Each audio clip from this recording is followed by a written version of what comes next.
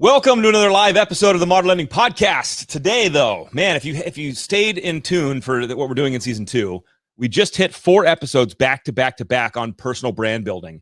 And so as we look forward, we're going to do 4 episodes on digital marketing. There's a difference. There's a difference to brand building and digital marketing. And one of the things local mortgage professionals don't understand is what's really going on in digital.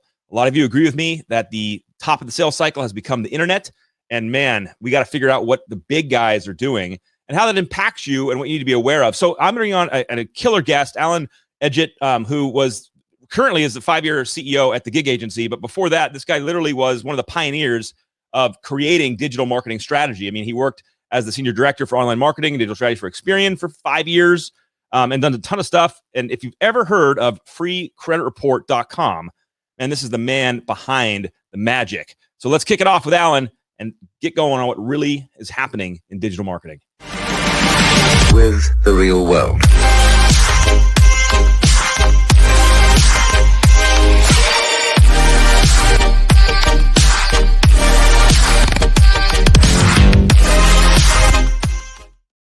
All right, let's kick it off, Alan. Welcome. Thank you for joining us today, man. I appreciate it. Yeah, man. Thanks for having me. It's always nice when I have like an Alec and an Alan. It just makes my life really easy because, if anyone's watching and commenting, you can just say Alec or Alan and we're all good. Everyone messes my name up, but Thanks for being here today. Yeah, man. Thanks for having me. So we rapped about this for a little bit, and I want to kick it off with just a little bit of background on you so that everyone frames up what's going on, because there's been a gigantic shift to digital from a local mortgage professional. Like the local mortgage people are waking up, especially from COVID. I mean, COVID came in and was like, boom, wake up, you got to be digital. And it really put the pressure on. But what they don't know is that there's been this whole ecosystem and evolution in digital marketing for decades now. I mean, you've been in it for what? You said 23 years now? Yeah, long time, late 90s. But that's significant because there's been radical change on how we've targeted customers digitally in your lifetime. Yeah, absolutely. And radical change in how the consumer has been using the internet has caused all of that. So in the old days, for those of us old enough to remember, you started off with trying to find a website. That was just hard, and then Google came along and made it a little easier just to find a website. But over the years, things have changed. Not only have the mobile devices taken over from the desktop searches, or at least impacted that, the social channels were non-existent. And now are ways in which people express themselves, but also expect brands to express themselves. And that has put a lot of challenges and a lot of changes in digital. So it's pretty awesome. Well, let's start here and go back in time a little bit. Your role at Experian. What were you doing with Experian? What was that like? How are you attracting customers? And what are we learning from this? Yeah, so Experian was a fantastic shop. They had a lot of brands that were working, and they were really, really good at intercepting customers with advertisements and getting them to come over and sign up for their various products or services, or generating leads. A lot of people remember Lower My Bills in this space, or freecreditreport.com. They had a number of flagship sites. I think they're a great case study of the way it was. The big players were very good at interrupting your day with ads and getting you to come over and do something. That's changed a lot over the last 10 years, though. And now the game is different. You can't just cram ads down people's faces, and you can't just expect them to search you out in Google. Those places are still working, but they're very, very competitive. And so what's changed now is you need a better mousetrap, if you will. I call them honeypots because, like the old adage, you can, get a lot more flies with honey. You've got to build assets that people are attracted to these days. And that is probably in social, and it's probably in video. It's probably doing exactly what we're doing here today, creating content that people like to consume. Well, so let's look at the history here a little bit. I mean, you mentioned you're just throwing ads at people's faces. So in the early days, you said that worked. So you would pay for an ad that would go on Yahoo or something, right? And people would go through. Yeah. People would click through banner ads. Remember those? I mean, people actually thought they were interesting, and the whole ecosystems were built around banner ads. And you used to buy an ad for where it was placed. It was on Yahoo's finance page. That was a pretty important page on the internet. In around about 2008 or 9, myself, along a lot of people at Experian, and a lot of people in kind of the ad ecosystem, started thinking about ways in which we could target people rather than the places they were on. And so what the game quickly changed into who had the most data was going to win. And so for the last really 15 years, it's all I've been focused on, aggregating data about consumers and trying to use it as a weapon to find where they're at before my competitors do.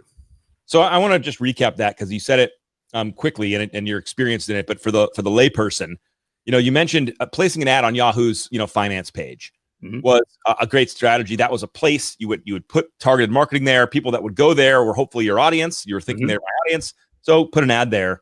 And then the paradigm shift has been that is not as effective anymore because I still see it done all the time. Yeah.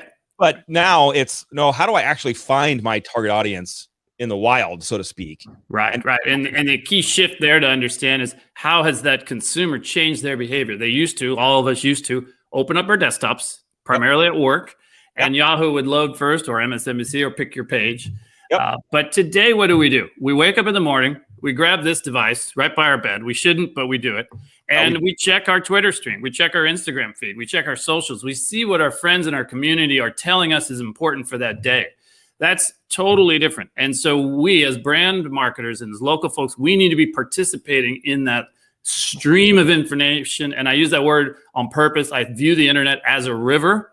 Yes. And we are all on that river at some point, and you're fishing in the river. That's what we're trying to do as advertisers. And so, okay, so I want to start here, and this go right into the deep end, so to speak, because and I'll back this up for everybody listening, and I want to put the foundation in place here. The traditional way us local professionals were taught to hunt and fish was to go out and find the best realtors in our market, and remember, the multiple listing services was private. So you had to look at a newspaper, some garbage. So you'd find an agent, and they would be the top of the sales cycle because they had the knowledge, they had the information, and they controlled massive amounts of consumer influence. Right. Now, to your point, and that was how we got business. Right. Still doing it today. The old playbook is dusty and still being used, but it's still relevant to a degree, except to your point, consumer behavior has changed. The internet has allowed us to change. So what are the big players? The Quickens of the world, the Loan Depots of the world, what are they doing to use your analogy, which I friggin' love, to go up the river a little further, right, and start fishing? What are they doing? So they're kind of, you can break it into two main tactics. They're fishing on the one hand. So what are the fishing tactics? Obviously, fishing is they are very good at automating their processes. So they run ads at scale. That's what we help our clients do as well. So they are testing. We're at any given day, for our clients, we're testing 30, 40, 50 different ads a day. So that's very difficult to do. If you're a local professional, you don't have the time necessarily to do that. But that's what the big boys are doing. There's knowledge there. I don't know skill set there. Yeah, absolutely. So, the color of the ad, who the person's in the ad, the copy of the ad, where the ad is placed, because the internet changes all the time. So is it on Instagram? Is it on TikTok? Is it on Twitter? Those types of things. So that's what the big boys are doing to fish, and they do it very, very efficiently. That's why, for example, LendingTree is in the position they're in. They just generate so much volume of leads that other people would have a hard time doing. Zillow is in the same boat on the real estate side. So that's tactic one. That's the fishing tactic. The other tactic they are trying to do, and this is where I think there's a lot of opportunity for local folks, and to your last 4 episodes, they haven't done a great job of building what I call dams on the river. And that is your brand. That is some place that consumers want to come to. And then you control them. Now, Zillow has a wonderful dam in that they have all those houses there, and consumers go there. But not a lot, even Quicken and even a lot of the big mortgage companies, Loan Depot included, have had a hard time figuring out what dam would make sense. And a lot of local or smaller groups have actually been producing shows, producing content, building websites, building places on social channels that are more interesting and more compelling places to learn about mortgage. And that is a huge shift and an awesome asset for the firm. So, but I want to talk about scale of what this means, because you said some numbers earlier on freecreditreport.com, which all of us remember. It was a huge marketing thing. It hit everybody in the face. What was kind of the spend looking like, and what was the actual result? Like, how many people were bumping into this and paying? I mean, I want the impact of this kind of stuff to land on people here. Yeah. To this day, and in the very large lead gen world, hundreds of thousands of paid signups a month is not uncommon. Well, yeah, it's very large, but it's not like it's one company. There's multiple companies, insurance, credit, of course, things like that. Yeah. So, And they're spending hundreds of millions a year to do that as well. But I wanted to kind of get the scale through because, a loan officer who is trying to serve their community just needs to kind of have their eyes opened a little bit into what is really happening at the top of the sales cycle. And these companies are trying to build dams. I use the analogy of baseball and having at-bats. Mm-hmm. And I go, you would be insane to think that Quicken isn't getting better.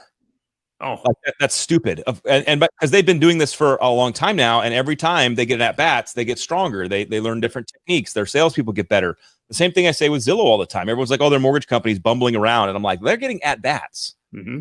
and at bats they get better."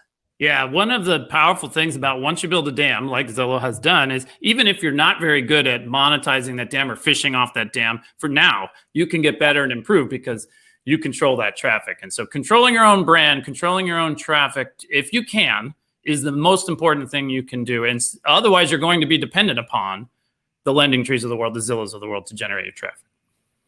So let's talk more about the dam concept. Mm-hmm. So I think people are understanding, okay, there's a river of opportunity. There's customers flowing through it. We understand where you put your fishing line matters. Right. But the dam concept, go in a little bit deeper on what that means, how someone should understand that. Yeah, I mean, and if you're not on, if you're not a big user of social media, I would encourage you to try to follow along, even if TikTok might seem a strange place to think about mortgage, because what you will notice in the sea of consumers just creating content are some very clever brands who are starting to create channels of content that are compelling in different categories. Yes. And so if a brand is able to establish, let's say in our industry, mortgage, a place where edutainment, educational, entertaining content is being constantly produced, it is going to create a dam, and people are going to stop by that page. They're going to comment on that page. They're going to share that page with their friends and family. And sooner or later, that brand is going to get bigger and bigger and control the mortgage space, in that channel. Could be TikTok, could be Instagram, could be YouTube, wherever that might be. And so that's the concept of a dam. Build something that people will find compelling and come back to and stick around with. Probably going to be on social media. Although Clubhouse, for example, is a newer channel where it's audio only. It's very interesting. It's like this, what we're doing here on podcasting, but it's kind of one to many. So it's all these things in digital, they keep coming up. So if you've missed the boat on Instagram, it's all right, because there's always a new thing that you can maybe Clubhouse is more your style of talking rather than posting pictures, things like that. So let's unpack what a local pro can do, because we kind of just drew some of the guidelines up and we said, hey, look, Zillow created this amazing dam, right? Like people want to go, they want to see houses. They created a place that people have an app on their phone. It's worth that much of my time that people will do that. Right. And then, but they also have huge budgets. They've got investor backing. They're public. They got a lot of opportunity there. Mm-hmm. What can a local person do? Tons. We have a lot of clients that are both realtors and loan officers. So, it can be, I always tell our clients, first figure out what is it that you are an expert in? How are you going to fish? That's slightly different. Maybe you're the kind of person that really likes, you're a handyman, you really like homes, you really like home inspections. You don't mind talking about cracks in the concrete or how to judge a backyard. That's your thing. Get on video, show yourself opening the house, inspecting the house, or whatever. Maybe your thing is more financial. Maybe if you're a loan officer, you're really, knowledgeable about, the differences between FHA and conventional, how you can get, different folks to different places. Share that knowledge. Pick a thing you think you're really good at, and then share that knowledge. And then how you share that knowledge is up to you. If you're photogenic and you like to get on live shows like this, do that. If you're a little more introverted and reserved, maybe a weekly blog or infographics. I will say those are kind of going away. Video is taking over, but still there's an opportunity there if you're knowledgeable to share that knowledge in a way that people find compelling. And so, Jeannie, I feel personally attacked for this comment. Thank you. Some people are made for audio, so I appreciate you coming at me like this. But it's right in line, Alan, what we're talking about. Right. There are different platforms for different people. There are different places people go and they enjoy things differently. Yep. Some people are like Jeannie is hanging out right now for a few minutes watching us live. A bunch of other people are going to listen to the audio only podcast of this that comes out next week because they like to do it while they're shopping or out driving around or whatever they're doing.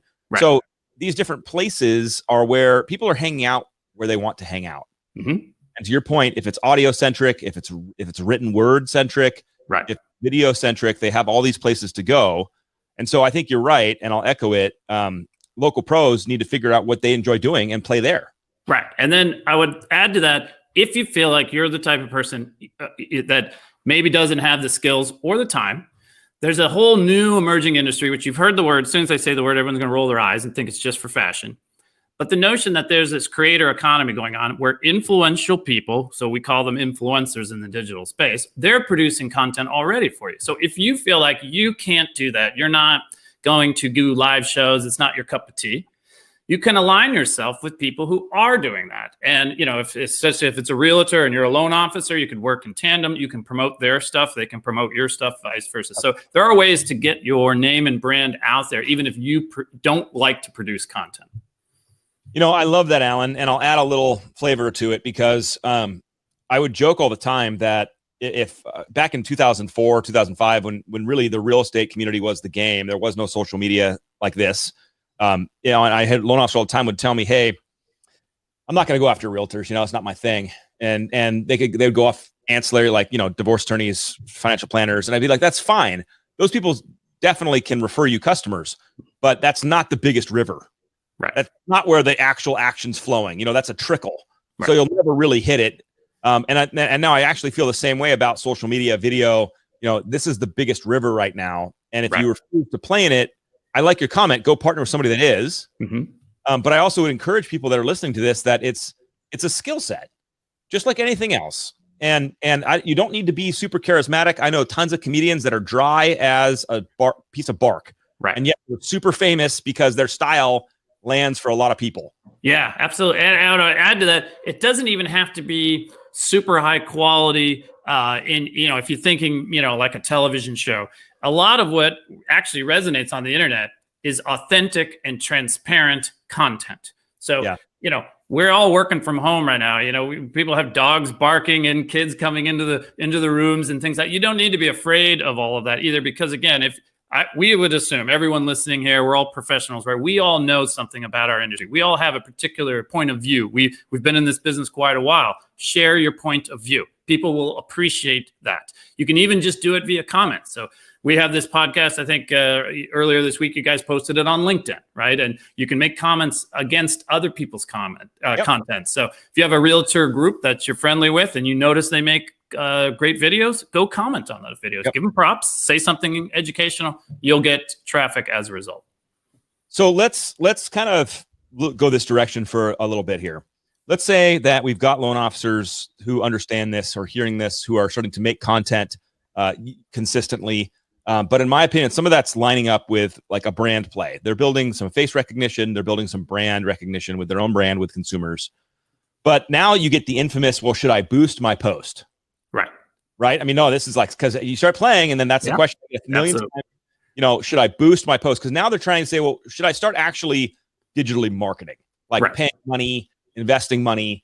How do you answer that? Well, Facebook and Google, who own really arguably, the biggest platforms, are not nonprofit organizations. So end of story. If you post content organically, you're not going to make much headway.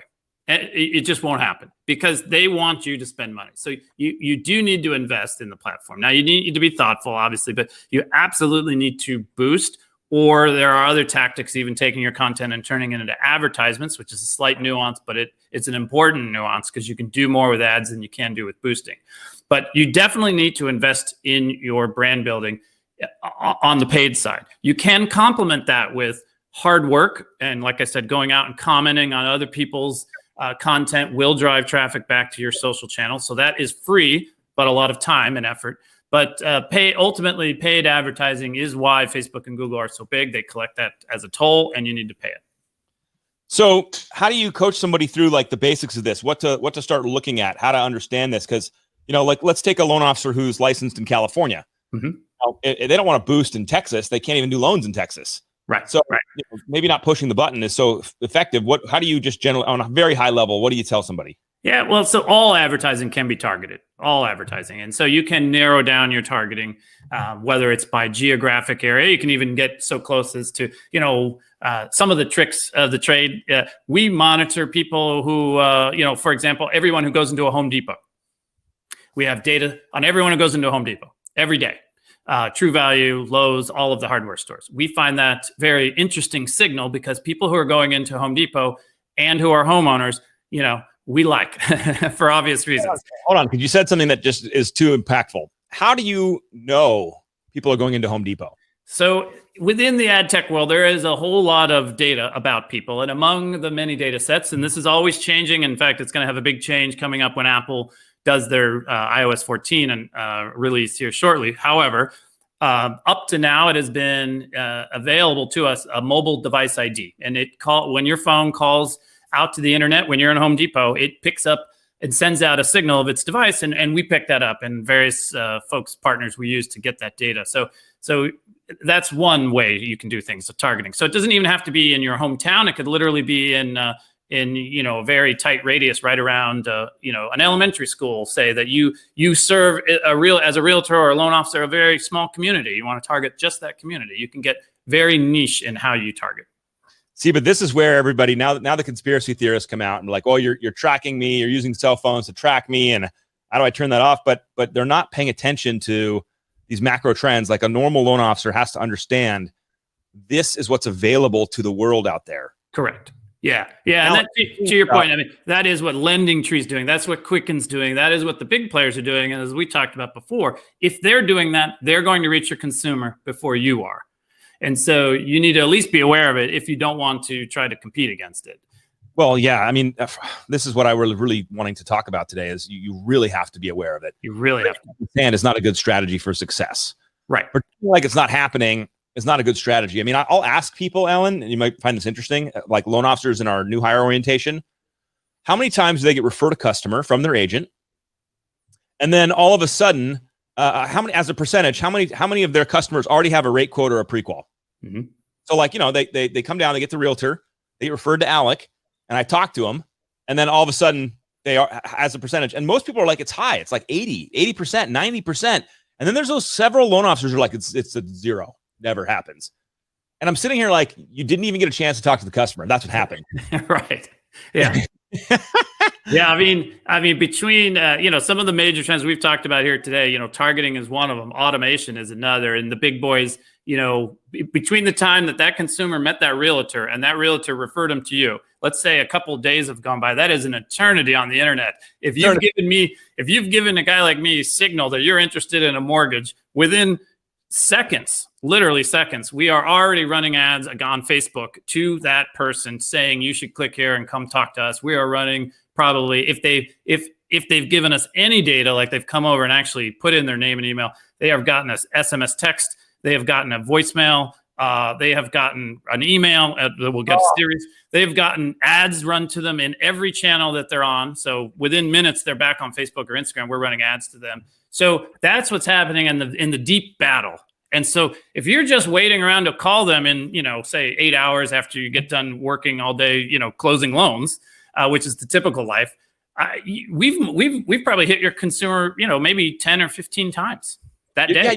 Yeah, you're screwed. It's crazy. So that's why I say, that's the ad targeting game, and it is a deep and old game. The good news here for everyone listening is it's also, as you mentioned, with privacy coming, to the forefront, it is an old game. And the newer game, building a dam, as we've talked about, building your brand, will be a great defense against that, because the best way to avoid all of that mess is to get a relationship with a consumer early on, because they trust you, because they've watched your page or they've seen some content you've produced and they have an affinity for you. Then they might ignore a guy like me. So that's good for you. That's what I want everyone to hear. And it's so funny. So I went to breakfast this morning, got out of the house. The kids were insane. Ran into today, and a guy at the table next to me, kind of looks over and saw my Loan Depot mask. And, he's like, are you Alec? And I'm like, what's up? And so this is my buddy, Justin, who we know on social media, but I bumped into him at the local, Greasy Spoon diner this morning. Right. And so to your point, our opportunity to use the internet to build some kind of relationship with people at scale Mhm. is a defense against these advertisements that are coming at them fast.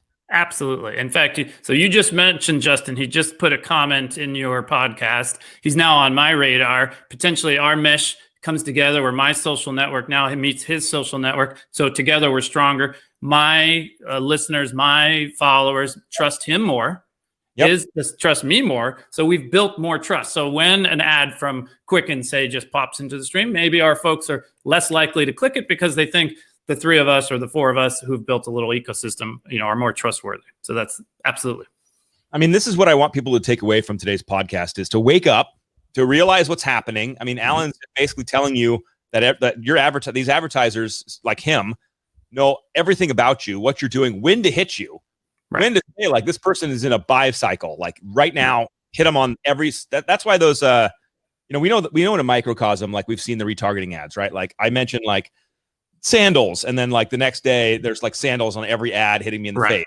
So we know what's happening, but it's just fascinating to understand the real war that these big companies are doing and what you need to do to defend against it, to build consistency and influence with somebody so that they ignore that stuff, because it's not going to stop.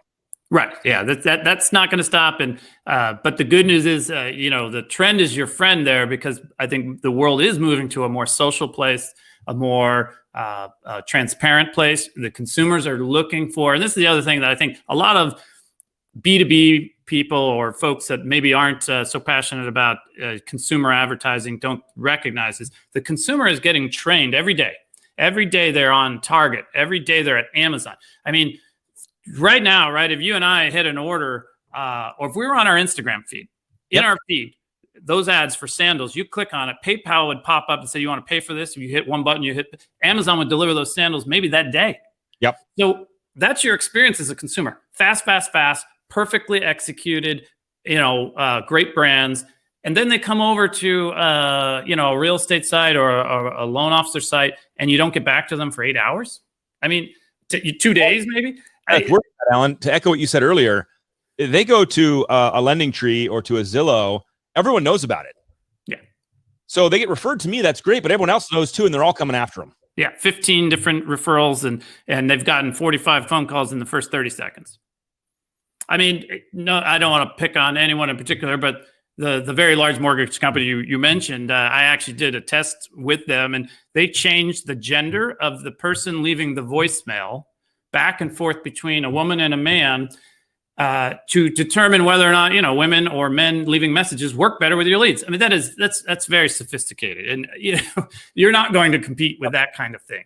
And we're just sitting here not calling them back because we're at lunch. Yeah, we're busy working. We're closing a loan. I mean, so that's why for me, and what we advise clients is, let the tools that are built to do that do the work for you. Chatbots are wonderful to keep engagement with your consumers. It's not something you have to then do. You can hire teams, our team or any team, to kind of take the work off of engaging in social channels, so you don't have to be the one personally responding to comments. So there are a lot of things you can do to stay in the game without, while you still have a job.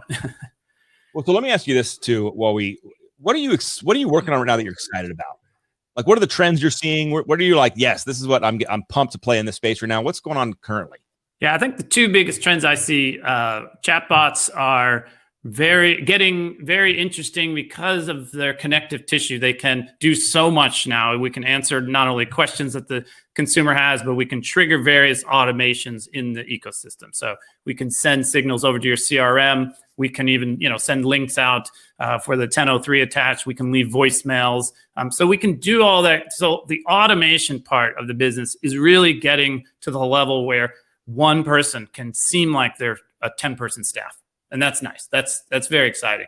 The other side of it is on the video and the content side. I think with the privacy issues we talked about, the targeting and the things of that nature becoming a little more challenging, the brands and the people who can build a little brand quickly on Clubhouse, on TikTok, or some of the Instagram stories and things like that, that's an exciting area. So I think for us, it's getting pushing more content, video content in particular, out to the edges and being more automated is the two trends we're focused on. Yeah, it's interesting you mentioned the content game. Some people view that as needing to be like web famous, like need to be like massive brand. But how do you view it? Is it to reach every single person out there in the world? Not at all. In fact, I'd say the exact opposite. The most important thing is to have passionate followers, even if you just have 100 of them. If they're passionate and they're sharing your content, if they're commenting on your content, you're winning. We have influencers, you can have 10,000 followers that mean nothing. They don't actually, retweet your stuff, or they don't interact with this. I would say focus on quality, not quantity. And I think that matches well especially in the local space. I don't know about you, but we have like a Facebook page for our community. There's probably 4,000 or 5,000 houses here in my little neck of the woods, and we have a page just for this little community, and we all share information. Participate on that page. If you're a realtor or a loan officer in my community and I see you there, we're going to do business probably. So yeah, I call that staying in your lane. Like there's no need or benefit of becoming this massive influencer. First of all, you won't. Right. But instead you can be this micro influencer inside a community where, to your point, you matter. Yeah. One easy tip: if we all live in communities. Inside of our communities, there are probably 20 different interesting areas, parks, views, restaurants, whatever it is. Spend the next 20 days going to each one of those every day, post from that location and comment about why it's cool, why this is a great view, why this is a great Thai restaurant, why this school is awesome, whatever. It's very simple content. And it. Who else knows that? You're sharing content about your community. So the content doesn't have to be earth-shattering. It just has to be original, and you have to do it from a position of expertise, which we all are in our local areas. So let's kind of wind down with this. Let's go back to the thread a little bit of these big dogs and what they're doing, building these dams. How are they trying to keep that customer away from what I would call their competitor, whether that's me, a local guy, or it's their other big brands that are out there? What are they trying to do to keep them away? How do they build a dam that stops them? Yeah, the good news is in our industry, most of them are not very good at building dams. We haven't seen really a Zillow for mortgage, if you think about it. Quicken's good, but they're great at the older tactic of just staying in front of people with advertisements. And you see that in Super Bowl ads all the way down to their web ads. So they haven't even really built too much of a dam. So most of them are focused on omni-channel, staying in touch with their customer continuously, evergreen stuff, whether it's on connected TV. These days you can now buy television ads directly to Alec. Yeah. Not any longer do you have to buy the whole channel. So again, the same tactic we did on the internet is now on internet TV, because most of us are now watching YouTube TV or Sling. We're not watching cable. So now we can target people. So that's where Quicken's money is focused in the big boys. They're focused really on trying to stay with multiple touch points and connected with their consumers all the time so that they don't lose them to you. Yep. That's a wild world, dude. It blows my mind, because we know we're being tracked. We know there's analytics around us. We know, Alexa's listening.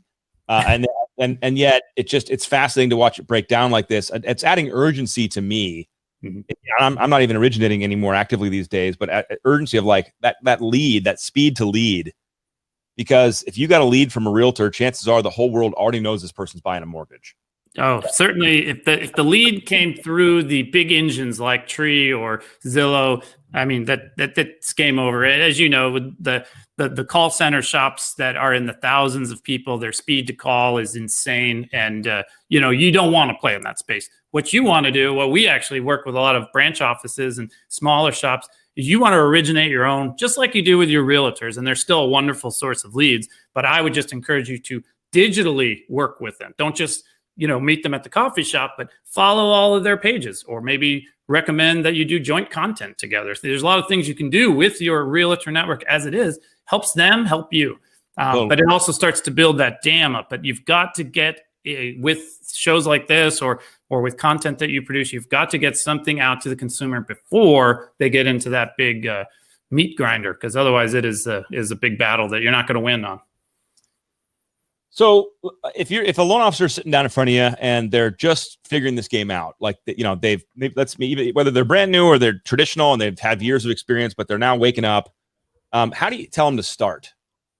Yeah, I like to do an audit. That's what I call it. Just first off, just write down all of your points of presence. Do you have a Facebook page? Do you have an Instagram page? Do you have a TikTok page, LinkedIn page, Twitter page? You can go through the list, YouTube page. The answer may be no, and that's fine. Or maybe yes, or you haven't focused. But figure out what you have.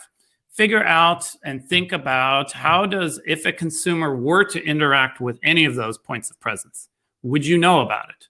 And that's not a simple question. Like if I leave you a comment on your YouTube channel, do you know about it? And I mean that in like a real meaningful business way. Of course, we can all log in and see if there's a comment there, but will you in your busy day? Do you have anything that's telling you or helping you out automation wise to talk to your consumers? Because otherwise, the first thing you do, you're going to drown in your own comments, and you're going to be like, I can't answer those comments while I'm, trying to get this loan application process. So make sure you have either people or processes, hopefully technology in place to kind of handle the building of the relationships. But that's where I would say, and then it all comes down to good marketing. What do you offer the world that's unique? And how would you like to share that? Which of those channels and tactics makes the most sense for you personally? If you're not a video guy, then maybe YouTube's not your thing. Maybe Twitter is your thing, or maybe another channel, maybe Clubhouse or whatever. So that's kind of where I would start. Go through a little bit of an audit, kind of get a sense of where you're at and where you'd like to be. I love the concept of the audit. I love the concept of that question of, are you aware if somebody is engaging with you? Right. That to me is like a aha moment for this conversation, because I guarantee you that either number one, they don't have any of that stuff going on. They don't have a YouTube. They don't have, number Right. two is they do, but they are not in the game, meaning they're just posting, but somebody comments, they have no clue who commented or when. Right. Yeah. A lot of people are still, I see a lot of folks who, even big offices, big producers, they think they have a website, and they're like, well, maybe the consumer come to you look at their data and you're like, nobody's coming to your website. No one's going to come to your website. But yet I go into your Facebook page and there's a comment from 5 days ago and you haven't even gotten back to them. They're like, oh yeah, we don't monitor that and I'm like, well, so that's the game. And I would only focus on that. We call that engagement in our space. I wouldn't worry about leads yet. I would first and foremost try to build your audience, build your engagement, and make sure that you have the tools in place and with which to engage those consumers. So if they leave a comment, you're leaving a comment back, whether it's a chatbot doing that or yourself or a team member. Make sure that you're building engagement. Later, it's just like building up an email list. In the old days, we would build up the email list, then we monetize it. Now you're building up a social audience, and then later you can monetize that. Ask them to fill out a lead form or come talk to you. It sounds like through all these things, you're, unless you want to correct me, you're saying that it's almost non-negotiable. You have to be on social media. And the only caveat, yes, the only, unless you were really, really plugged in with a whole group of influential people, you could maybe take a back seat to their awesomeness on social. That would be the only exception. But otherwise, you better, because the first thing consumers do, first thing anyone does when they see Alec Hansen is they go Google you to find your social channels and check you out. And they want to see how big you are. They want to see if they should listen to you, if you're an important person. And then they, unfortunately or fortunately, it depends on your point of view, we use social media to judge the credibility of the people we're about to do business with. It's nice to have somebody smart who actually does digital marketing just say these words, because I feel those in my soul. I feel like that's the truth. I know that's happening to our customer. Our customers are doing that to us and to our loan officers. And so it's just wonderful, because here's the deal. And I guarantee this is true too. If they go search Alec Hansen mortgage to look me up while they're talking to me, they just put in the magic word mortgage. And I guarantee if they click on my sites or they click on my Loan Depot website, somebody else is going to know, hey, this guy's looking around at mortgages.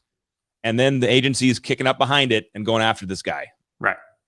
Yeah. And so, building up your presence points and making sure that you're timely and you're educational and you're building it. It's like you're talking about, you're building your brand. It's very, very important. I would say it's absolutely critical. Dude, that's it. That's Alan. Thank you for today, man. I value this conversation. It's the first one for our digital marketing segment. So it's perfect because, you have all this experience in the world, and it's just great for local pros to hear what's really going on in the world out there. So you have any final comments for LOs out there who are listening? Well, I would just encourage everybody, because it can be daunting. You can do it, and there are people to help. You don't have to, boil the ocean. Think small, think local. Like I said, maybe make 20 posts on your local community. Get started. Just get started is what I would say. Love it, bro. Thank you, guys. Hey, everybody. Thank you for hanging out with us on the Modern Learning Podcast. We actually have another one coming up this afternoon because I'm bad at calendaring and scheduling. So, Alan, thank you. Thank you, everyone, for listening. And we'll see you guys next time on the next episode of the Modern Lending Podcast.